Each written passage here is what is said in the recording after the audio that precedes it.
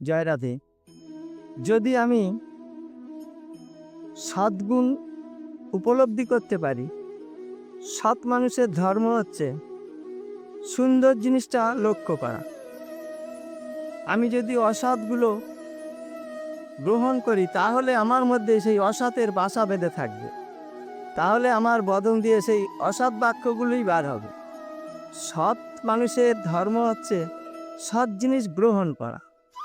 যেমন কোনো রাস্তার মধ্যে কোনো খারাপ জায়গায় একটা ফুল গাছ হলে তার মধ্যে একটা ফুল ফোটে, মধুকর মৌমাছির লক্ষ্য থাকে শুধু মধুর উপরে।